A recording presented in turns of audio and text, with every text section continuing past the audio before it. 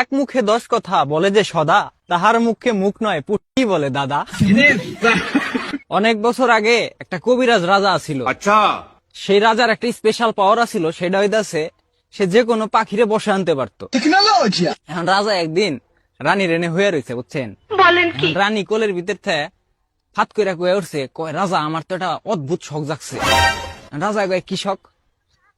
কয় আমার এলো তুমি পাখির পালক দিয়া বিছনা বানাই দিবে, এই বিছনা আমি ঘুমাসুম। আরে এই কথা হয় না, রাজাই তো ঠাস করে রানীর একটা সাপোর্ট মারছে।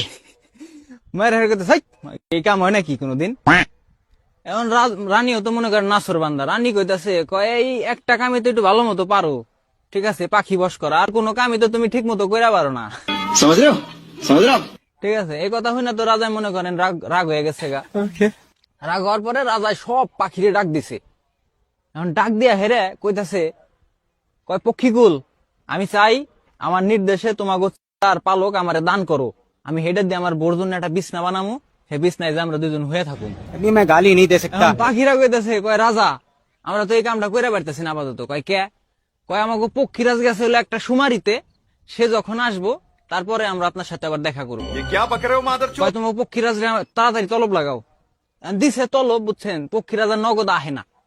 পক্ষীরাজ কয়দিন পরে আইছে। अच्छा আহার পর রাজা কইছে, বেয়াদব তোমার কত বড় সাহস, আমি তোমারে তলব দিলাম, তুমি তাড়াতাড়ি আসো নাই, তুমি কনে গেছিলা, কি করবার গেছিলা?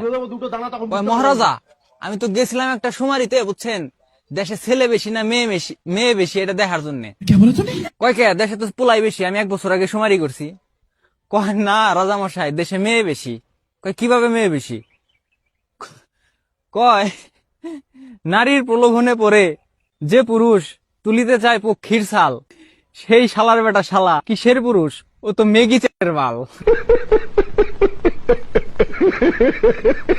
এই কথা হই না তো মনে করেন রাজায় রেগে গেছে। রাজা তো বুঝছে যে রাজারে মিন করে এটা কইলো। রাজা তো মনে করেন ঠাস করে একটা কানের নিচে দিছে থাপড় দিয়া কয় যা তোর আমি ছাইরা দিলাম, হ্যাঁ তোর আর কোনদিন ডাকুম না, তুই আমার যে অপমান করছাস তোরে তোর ডাকার কোনো প্রশ্নে উঠে না। যাই হোক পক্ষীরাজ চলে গেছে, রাজাও বাসায় চলে গেছে।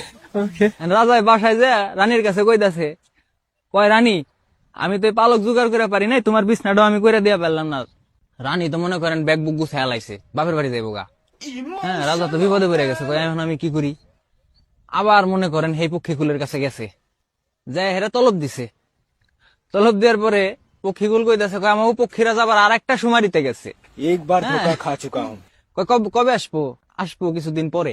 दोबारा नहीं खाऊंगा। এখন কিছুদিন পরে সেই পক্ষীরাজ আবার আইছে। আহার পরে কইতেছে, তুই আবার কিসের সুমারিতে গেছিলি রে, এতদিন লাগলো তোর? পক্ষীরাজ কইতেছে, কয় মহারাজ ভুল ত্রুটি মার্জনীয়, আমি জানি আপনার স্ত্রী আপনার কাছে অতি প্রিয়, ফের গিয়েছিলাম এক সুমারিতে, দেশে মুখ বেশি না পুটকি বেশি উহাই দেখিতে। আর রাজা তো মনে করেন গারাইয়ে গেছে, হাই বেটা মুখ আর পুটকি মানুষের দুটা নাকি? একটা মুখ একটা পুটকি সবারই তো থাকে। তখন পক্ষীরাজ কয়, এক মুখে 10 কথা বলে যে সদা, তাহার মুখে মুখ নয় কি বলে দাদা। এখন ভাই আপনার এরকম 2 কেলা কোনো বন্ধুরে মেনশন দিয়ে দেন।